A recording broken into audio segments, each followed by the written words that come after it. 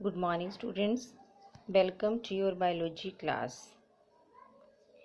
Dear students, आज हम करेंगे एंजियोस्पर्म्स। हमने इससे पहले एंजियोस्पर्म से पहले हमने जिम्नोस्पर्म्स कंप्लीट कर लिया था। एंजियोस्पर्म्स मोस्ट एडवांस ग्रुप है प्लांट्स का। सीड बियरिंग प्लांट्स हैं, फ्लावरिंग प्लांट्स हैं। ये सीड जो हैं फ्रूट के अंदर प्रोड्यूस होते हैं। इनमें नियर अबाउट 2,50,000 स्पीसीज हैं एंजियोस्पर्म्स की। वेरिड हैबिटेट्स में पाए जाते हैं ये, हिमालय की रेंज से लेके अंटार्कटिका और ड्राई हॉट डेजर्ट्स तक। तो प्लांट बॉडी अगर हम बात करें तो plant body is sporophytic. Plant body is sporophytic and may be in the form of herb, shrub, trees, climbers, creepers, सभी तरह के हैं। स्मॉलेस्ट एंजियोस्पर्म की अगर हम बात करते हैं दैट इज़ बॉल्फिया, और टॉलेस्ट की अगर बात करें दैट इज़ यूकेलिप्टस। ठीक है, about 100 metre and above. Leaves simple और कंपाउंड दोनों तरह के हो सकते हैं। और वेस्कुलर टिश्यू जो है जाइलम, फिलोम में सारे कंपोनेंट्स होंगे, सीव ट्यूब्स, कंपेनियन सेल्स, और इसी तरह से फिर जाइलम के में ट्रैक्टेड वेसल्स, पेरेन्काइम एंड फाइबर्स। फ्लावर जो है वो रिप्रोडक्टिव स्ट्रक्चर है इसका, जो कि बोथ टाइप्स ऑफ स्पोरोफिल्स के से मिलके बना होता है कि यूनियन से बना होगा। माइक्रोस्पोरोफिल जिसको हम स्टेमर के नाम से भी जानते हैं, एंड मेगास्पोरोफिल जो कि कार्पल के नाम से भी जानते हैं। माइक्रोस्पोरोफिल जो कि मेल सेक्स ऑर्गन है, ये स्टेमन्स हैं। स्टेमन्स को हम मेल सेक्स ऑर्गन्स कंसीडर करते हैं। स्टेमन के दो पार्ट होते हैं, एक फिलामेंट एंड एक एंथर। एंथर टिप पे होता है। एंथर में 4 माइक्रोस्पोरेंजिया होते हैं जहाँ पे माइक्रोस्पोर्स लगते हैं, और हर एक माइक्रोस्पोर जो है पॉलन ग्रेन में डेवलप हो जाता है। मेगास्पोरोफिल की अगर हम बात करें,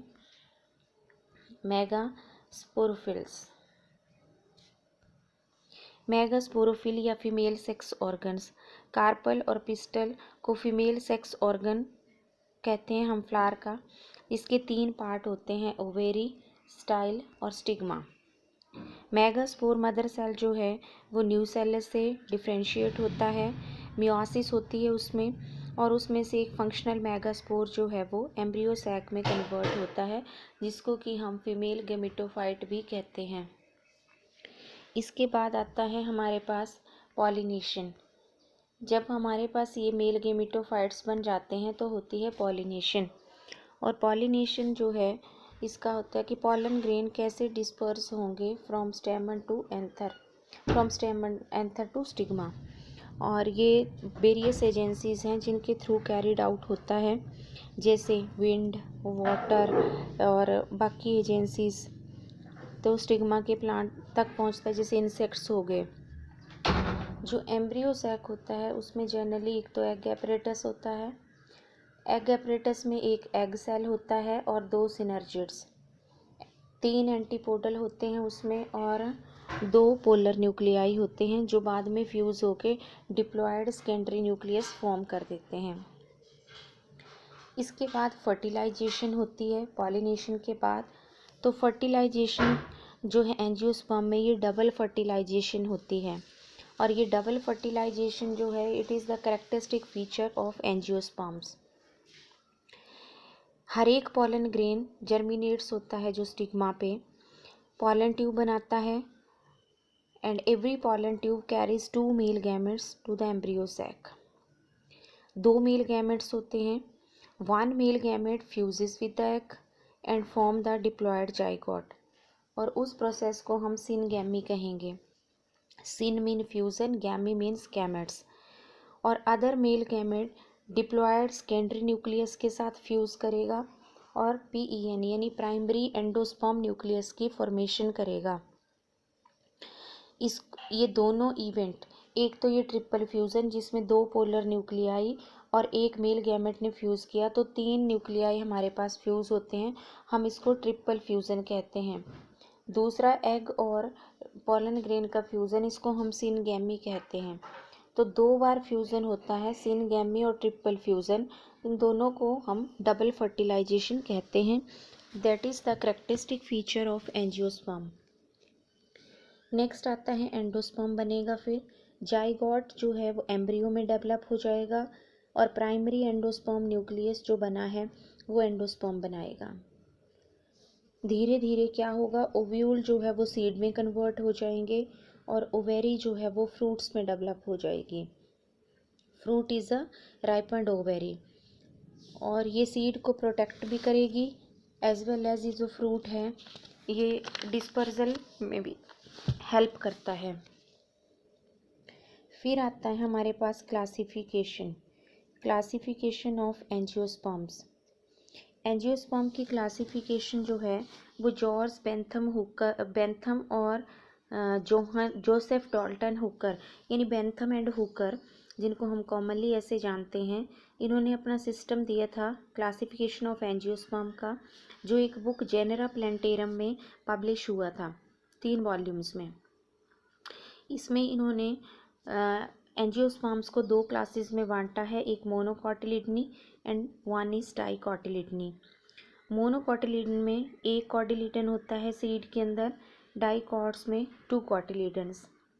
मोनोकॉट्स के जो लीव्स होते हैं उनमें पैरेलल विनेशन होती है और डाइकॉट में रेटिकुलेट विनेशन।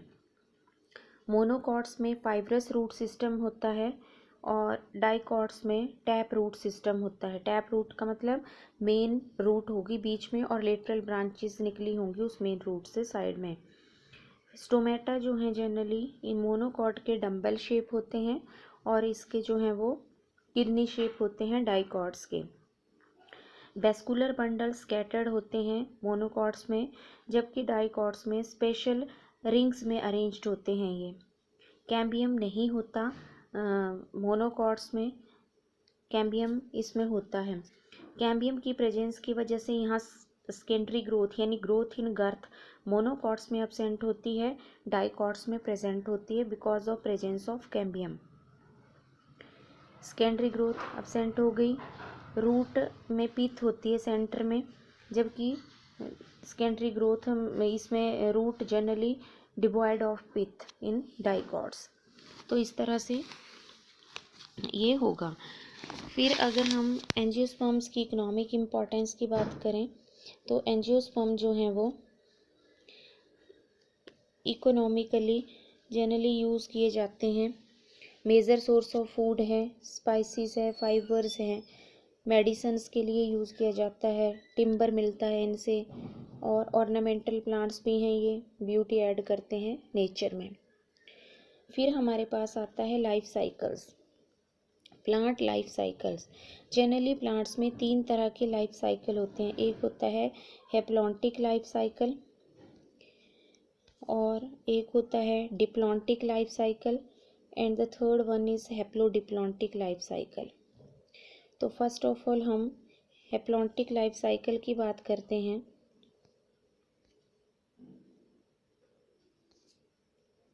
हैप्लॉन्टिक लाइफ साइकिल में डोमिनेंट फोटोसिंथेटिक फेज जो होता है गैमेटोफिटिक फाइट, वो हैप्लॉइड स्पोर से बनता है, और गैमेटोफाइट जो हैं फिर गैमेट्स प्रोड्यूस करते हैं माइटोसिस की प्रोसेस से।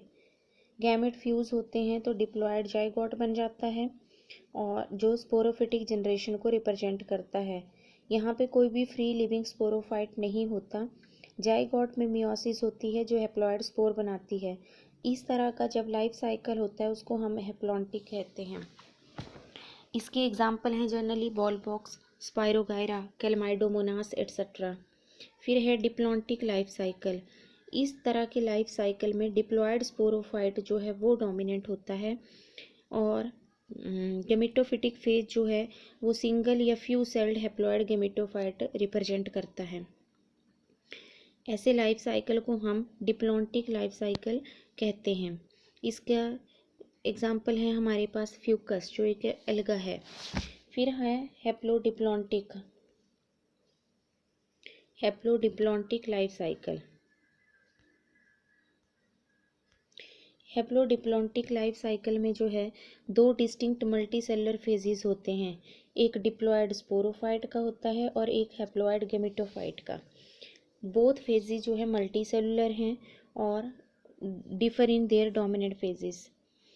Photosynthetic thalloid phase represent by haploid gametophyte, जो कि शॉर्ट लिव्ड मल्टीसेलुलर स्पोरोफाइट से अल्टरनेट करता है, और डिप्लॉयड स्पोरोफाइट जो है वो dominant independent photosynthetic vascular plant body है। ये मल्टीसेलुलर स्पोरोफिटिक इंडिपेंडेंट है but short lived haploid gametophyte के साथ अल्टरनेट करेगी, और इस तरह का लाइफ साइकिल जो है वो कहलाता है हैप्लोडिप्लॉन्टिक लाइफ साइकिल। और इसका एग्जाम्पल हमारे पास एक्टोकार्पस है, पॉलीसिफोनिया है, कैल्प्स हैं, ये सारे हैप्लोडिप्लॉन्टिक के ही एग्जाम्पल्स हैं। आज ये चैप्टर हमारा ओवर हो गया प्लांट किंगडम का। अब है हमारी animal kingdom. We will discuss that in the next. Okay, thank you, have a nice day.